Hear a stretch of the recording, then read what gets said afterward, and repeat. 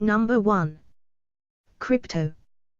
But to finish on a lighter note, let's not forget that monkeys and dragons aren't the only Kryptonian animals who made it out alive. Back in those wacky pre-crisis days, there was also a superdog from Krypton. In these early stories, when Jor-El is sending out test rockets like the one he eventually uses for his son, he sends one out with the family dog inside it. Though this rocket is knocked off its course, it eventually finds its way to Earth, where it is reunited with an older Kal-El. Like the super monkey, Krypto possesses many of the same powers as Superman. It's silly stuff, but believe it or not, an alternate version of Krypto made it to post-crisis comics as well. Krypto even made it into an episode of Smallville, and in 2005, he was the star of a 2006 cartoon series Krypto the Superdog, which lasted 2 seasons. One thing's for sure, when it comes to super pets, none of the others, and few of the other surviving Kryptonian humans, for that matter, have had the staying power of this little white dog in a red cape. All hail Krypto.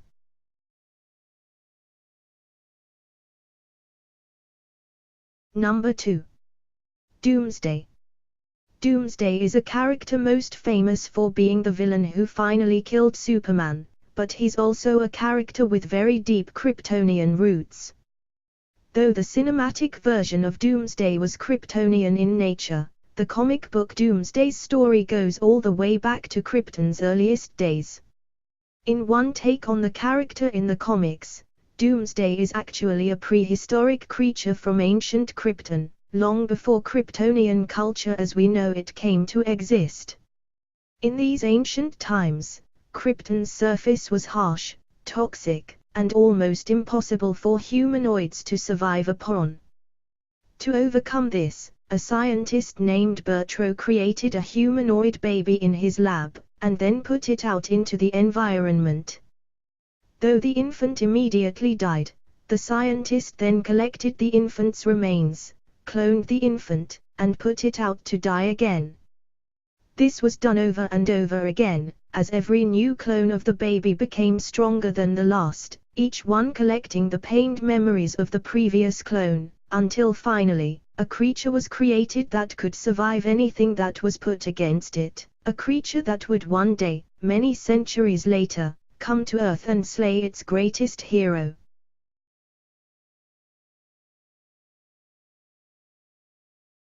Number 3. Brainiac.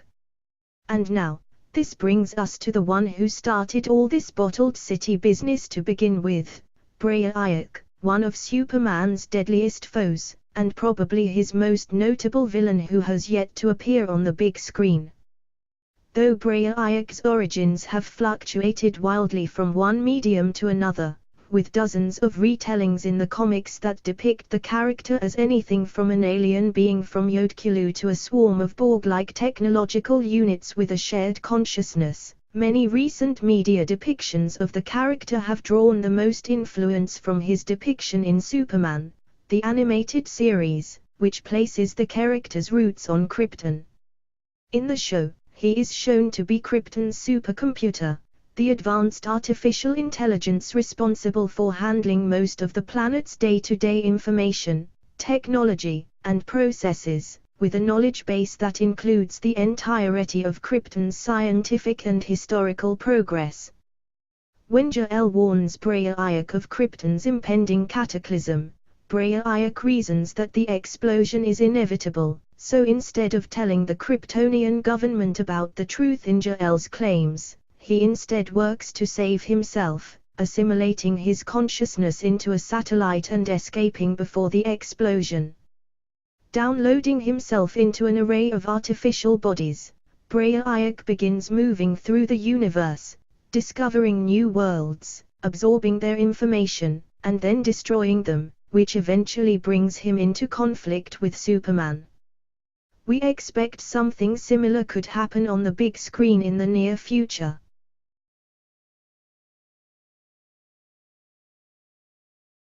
Number 4. The bottled population of Kador.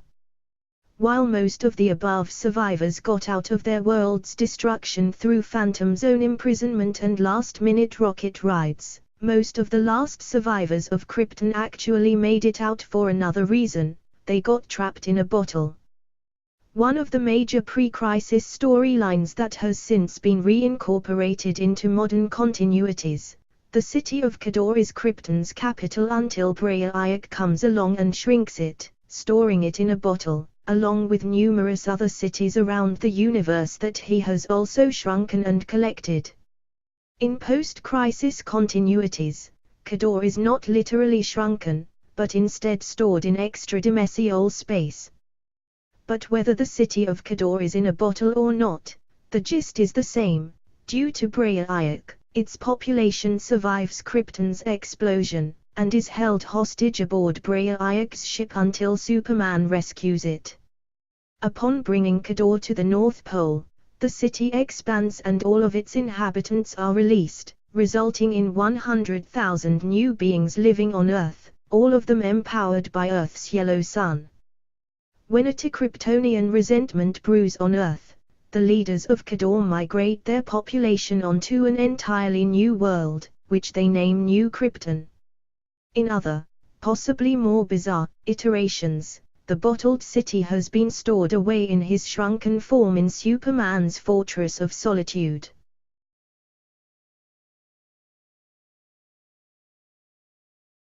Number 5. Thera Akava. A childhood friend of Kara-Zor-El, Thera Akava's parents served in the military under General Zod. She was one of the few Kryptonian survivors, due to the fact that her hometown of Argo City was merged with Kador and then saved in Brainiac's collection. Thera grew up to become a chief of security, until she was approached by the religious guild, who believed her to the human personification of the Flamebird, a Kryptonian deity. Upon coming to Earth, she assumes the role of Flamebird, partnering with Chris Kent, the son of Zod and Ursa, who becomes Itwig. Together, the two of them attempt to unearth Zod's sleeper agents while trying to disguise their own Kryptonian backgrounds. Later on, when Lex Luthor and General Sam Lane turn Earth's sun red, depowering all of the Kryptonians and causing many to die, Thera realizes that in order to save all of the surviving Kryptonians, she must unleash all of her Flamebird powers within the sun's heart, which she does, sacrificing herself so that the others may live.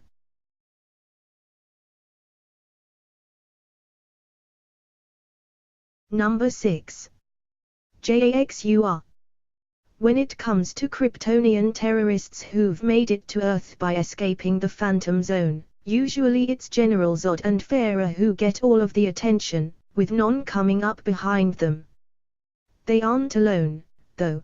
There's also Jaxur, a Kryptonian scientist first introduced in the early 1960s. He was played by Mackenzie Gray in Man of Steel and positioned as the central Phantom Zone criminal in Superman, the animated series, though this militant animated depiction had more in common with General Zod than the comic book Jaxur. The brilliant scientist Jaxur becomes imprisoned in the Phantom Zone for mass murder after he destroys one of Krypton's moons, killing all its 500 inhabitants.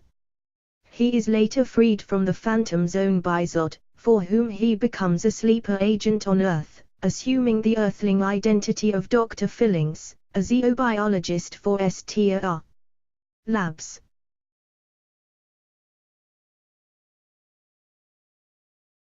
Number 7. Castor Worul. A warrior from Krypton's past, Castor Worul and her fellow soldiers used the powers given to them by Yellow Suns to go out into the galaxy and enforce Krypton's rules. However, when the Military Council is replaced by the Science Council, and Krypton's Yellow Sun-powered soldiers are forcibly retired, many of them go on to become space pirates across the universe. As a result, Castor is not on Krypton when the planet explodes, and hears of the tragedy from afar. Nonetheless, she loses her husband and many of her friends and allies to anti-Kryptonian enemies. To protect herself, Castor flies to Earth and quietly settles down under the assumed name of Kristen Wells, figuring that if any of her Kryptonian enemies try to find her, they will be distracted by Superman long enough for her to escape. However, after seeing Superman's bravery in fighting back enemy forces, Castor is inspired to follow his lead and protect the Earth.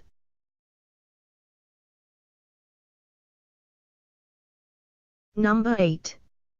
Power Girl. Power Girl's origins can also get a bit confusing, but it basically comes down to this: Power Girl is Kara-Zor-El, a version of Supergirl hailing from the alternate reality of Earth 2. She, like the more famous Supergirl of the DC Universe, survived Krypton's explosion and came to Earth. Unlike Kal-El and the Kara that becomes Supergirl, Kara-Zor-El's rocket does not hold her in complete stasis, and instead raises her to the age of 18 in a virtual reality environment, resulting in her experiencing a great deal of confusion when she arrives on Earth and attempts to have her first genuine relationships with other living beings. Since finding her way into the DC Universe, Power Girl has gone on to become a member of both the Justice League and the Justice Society of America. On Earth, Kara assumes the human identity of Karen Starr, the CEO of the New York-based software design company Starr Enterprises. She has since begun using her company to purchase technological designs for interdimensional travel, hoping to someday find a way back to her home universe.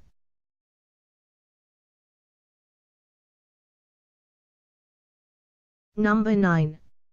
Mon-El. While Mon-El is not technically from Krypton, he's certainly Kryptonian in the same way that Americans with Irish descendants call themselves Irish. Mon-El, whose real name is Largad, hails from Daxam, a planet populated by the descendants of Kryptonians. Upon their first meeting, Superman initially believed that La was his older brother from Krypton, until he proved weak in the presence of kryptonite. However, La instead is severely injured by the presence of lead, forcing him to be put into the Phantom Zone in order to stagnate the progression of his lead poisoning. Mon-El goes on to become an important inspiration to, and later a team member of, the Legion of Superheroes.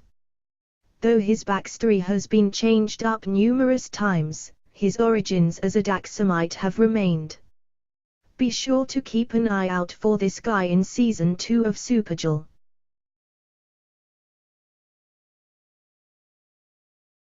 Number 10. HL and his dragon.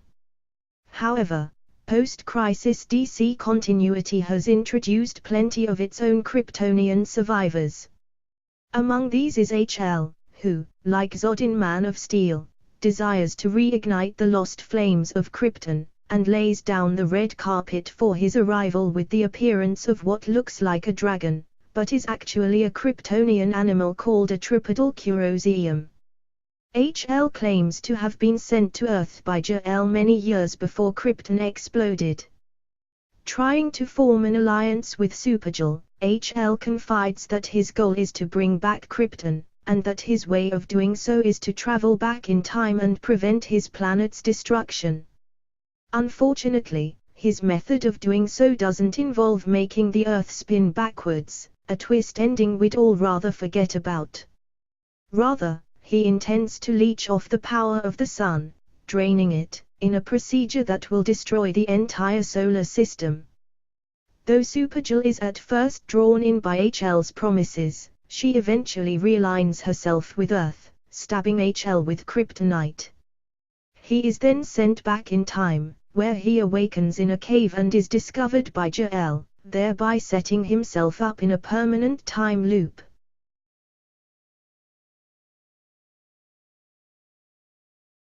Number 11. The Kryptonian Apes. Pre-crisis DC had a lot of weird, wacky stories, back before John Byrne brought the Superman universe back down to Earth in his Man of Steel reboot. But one of the weirdest and wackiest aspects of the good old days was the inclusion of non-human Kryptonian survivors who had more than a little in common with some of Earth's other primates. Out of these, probably the most famous is Beppo, the simian of steel. One of Jor-El's test monkeys, Beppo evidently escapes Krypton's destruction and makes it to Earth with Kal-El, where he too is empowered by Earth's yellow sun. He shared Sup's powers, including flight, super strength, enhanced senses, invulnerability, heat vision, and so on. Beppo lives in the jungle for a while, no doubt never being threatened by Earth's non-superpowered monkey population, until he manages to one day make his way over to Smallville and hang out with the then-teenage Clark Kent. Not surprisingly, Beppo has since been wiped from DC continuity. But Beppo wasn't alone. There's also the Gorilla of Steel, King Krypton, a giant supergorilla who Superman hypothesizes must have been created by Kryptonian science experiments, cue eerie music, and then rocketed away only to land on Earth decades later. After being exposed to kryptonite, it is revealed that King Krypton is actually just a Kryptonian scientist. Accidentally transformed into a gorilla, he'd hoped that going into space would cure him of his wild condition. Needless to say, don't expect to see either of these storylines in a Man of Steel sequel.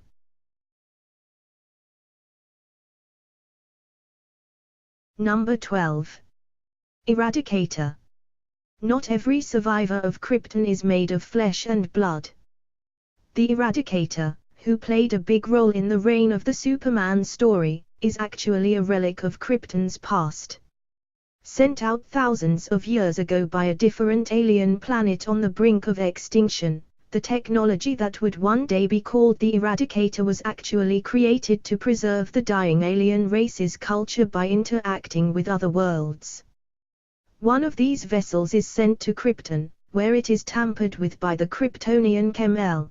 This corruption changes the Ari's goal into being the preservation of Kryptonian culture, even if it means eliminating all other cultures, and even when it means protecting the Kryptonians from themselves.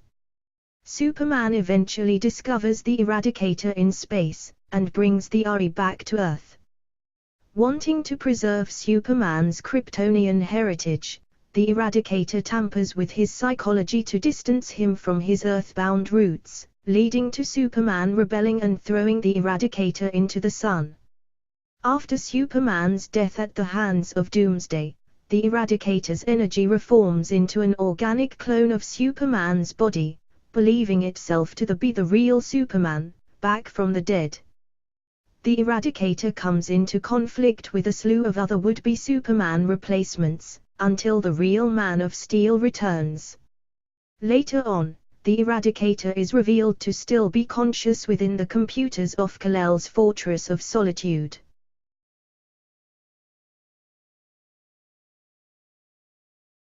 Number 13. Supergirl. Perhaps Krypton's other most famous survivor other than the Man of Steel himself is Kara-Zor-El, currently flying high in the ratings as her show on CBS The CW enters its second season this coming October. Over the years, Supergirl has had many depictions, with the post-crisis Supergirl having no connection to Krypton at all, instead being rewritten as a man-made life form named Matrix. Traditionally, however, Kara has been depicted as Superman's cousin, and the last survivor of Krypton's Argo City. In more recent years, the Kryptonian version of Kara has been reintroduced and confirmed as Kal-El's biological cousin, though she's technically a good deal older than him, it's just that her escape ship held her in suspended animation. Now, she is physically and emotionally only 16 years old, and attends high school in National City, where she lives with her adoptive parents Jeremiah and Eliza Davers. The success of the TV show has been tremendously influential on the comic book character, and now that the series is crossing over into the already hyper-popular Arrowverse on the CW, fans should expect to see quite a bit more of Supergirl in the coming years.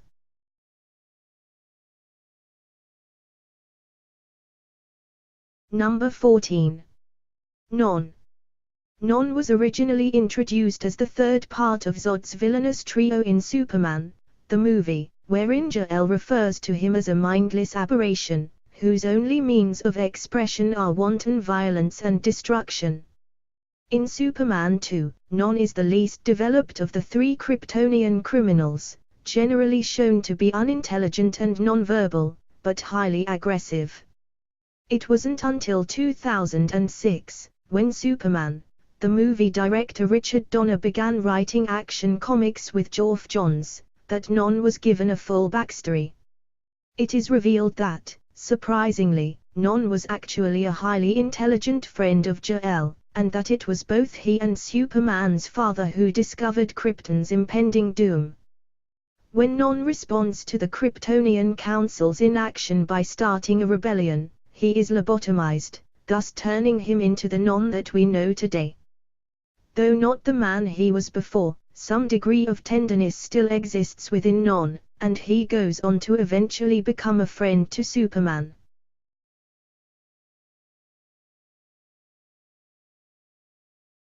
Number 15. Farah/Ursa. Throughout all of DC's timelines, she's been identified by many names, Farah, Zara, and in both the Donner movies and recent comics, Ursa, but no matter what name she wears, Zod's right-hand woman has always been by his side. Farah is defined by her brutality, her ruthless ambition, and her hatred for all men except Zod and Non, with her sentence to the Phantom Zone being not only a result of her alliance with the rebel general, but also because of her violent slaying of 23 Kryptonian men in her own personal concentration camp. It is eventually revealed that Zod and Farah/Ursa are not just partners but also lovers, and she goes on to mother a child that they name Lor-Zod. However, because of his conception in the Phantom Zone, Lor-Zod exhibits weaker powers than his parents and ages in uncontrollable spurts. These genetic abnormalities are deemed an unforgivable sin in the eyes of his totalitarian, ends justify the means parents, who abuse him and cast him aside. Lor-Zod goes on to become adopted by Clark Kent and Lois Lane, who rename him Chris Kent.